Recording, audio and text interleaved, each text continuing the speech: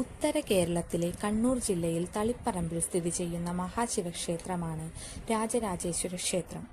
പരബ്രഹ്മ സ്വരൂപിയായ പരമശിവന്റെ പല പേരുകളിൽ ഒന്നായ രാജരാജേശ്വരന്റെ പേരിലാണ് ഈ ക്ഷേത്രം അറിയപ്പെടുന്നത്. ശിവനാണ് പ്രധാന പ്രതിഷ്ഠ.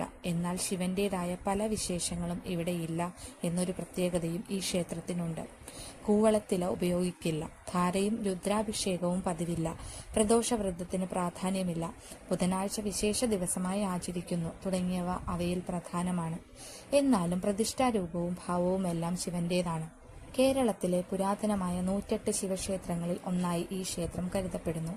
ദക്ഷിണേന്ത്യയിലെ ശിവക്ഷേത്രങ്ങളിൽ ഈ ക്ഷേത്രത്തിന് പ്രധാന സ്ഥാനമുണ്ട്. തെക്കേ ഇന്ത്യയിലെ ഏതെങ്കിലും ക്ഷേത്രങ്ങളിൽ ഉണ്ടാവുന്ന ദേവപ്രശ്ന പരിഹാരങ്ങൾക്കായി ഇവിടെ വന്ന് ദേവദർശനം നടത്തുകയും കാണിക്ക അർപ്പിച്ച് ദേവപ്രശ്നം വയ്ക്കുന്നതും ക്ഷേത്രാചാരമായി കരുതുന്നു. തളിപ്പറമ്പ് രാജരാജേശ്വര ക്ഷേത്രത്തിന്റെ മതിൽക്കെട്ടിന് പുറത്തുള്ള ഉയർന്ന പീഠത്തിലാണ് ഇങ്ങനെ ദേവപ്രശ്നം വയ്ക്കുക പതിവ്.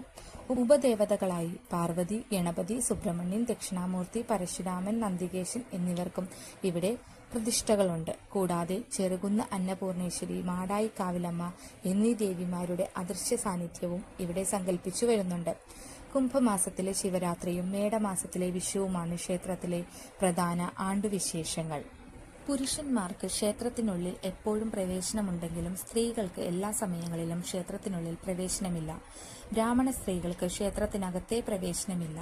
മറ്റു സ്ത്രീകൾ തിരുവത്താഴ പൂജയ്ക്ക് ശേഷം അകത്തു കയറി തൊഴുന്നു. ചുറ്റമ്പലത്തിനകത്ത് നെയ്വിളക്ക് മാത്രമേ കത്തിക്കാറുള്ളൂ.